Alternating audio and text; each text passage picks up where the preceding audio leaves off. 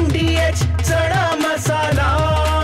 आता छोले असो किंवा चवळी, पांढरे चणे असो किंवा काळे चणे, सगळं काही कमाल बने। MDH। आपल्यासोबत जिल्हाधिकारी जितेंद्र दुधे सर आहेत। सर, पुण्यामध्ये किती ठिकाणी मॉकड्रिल जे आहे ते केलं जातं? 3 ठिकाणी मॉकड्रिल केले जाणार आहे। त्याच्यामध्ये पुणे काउन्सिल हॉलमध्ये, दुसरा तळेगाव नगर परिषदमध्ये आणि तिसरा मुळशी पंचायत समिती त्या ठिकाणी केल्या जाणार आहे। त्याच्यामध्ये वेगवेगळे विभागाचा समावेश असणार, विद्यार्थी असणार आणि काही कॅडेट्स पण असणार आहे। ब्लॅकआउट जे आहे ते पुण्यामध्ये असणार आहे का?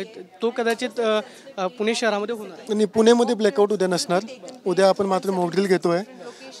ब्लॅकआउट जे माझ्या माहितीप्रमाणे मुंबईमध्ये एक ठिकाणी असणार आहे, पण पुण्यामध्ये नसणार। सर, सर्वसामान्यांनी ज्यावेळेस सायरन वाजेल त्यावेळेस काय करायचं आहे का? किंवा पुणे शहरामध्ये जी 76 ठिकाणं दिलेली आहेत तिथं सायरन वाजणार आणि उद्या जे 75 ठिकाणी सायरन आहे त्या ठिकाणी वाजणार नाही, मात्र एकच ठिकाणी आपण ते सायरन वाजवणार आहेत, तर बाकी ठिकाणी वाजवणार नाही। पुढे जेव्हा वाजवू तेव्हा त्याच्या आधी आपण नागरिकांना त्याच्याबद्दल माहिती देऊ। साधारणतः किती कर्मचारी याच्यामध्ये सहभागी होतील आणि 4 वाजेपर्यंत मॉकड्रिल सुरू होणार आहे ते किती वाजेपर्यंत? बहुतेक ते 1 तासाचा होईल आणि त्याच्यामध्ये 200 ते 250 लोकांचा समावेश असणार आहे। 76 ठिकाणी आपण सायरन लावलेले आहे वाजवणार त्या ठिकाणी।